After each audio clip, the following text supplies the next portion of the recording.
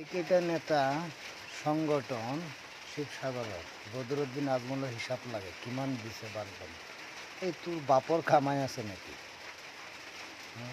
তোক কৈছোঁ তোৰ বাপৰ কামাই আছে, হিচাপ লাগে যে তোৰ বাপে তো কামাই কৰি থোৱা নাই, তাৰ বাপেৰ কামাই সি কিমান দিব, কিমান দি আছে। গভৰ্নমেন্টে ইমান দি পোৱা নাই, আসাম গভৰ্নমেন্টেও ইমান দি পোৱা নাই।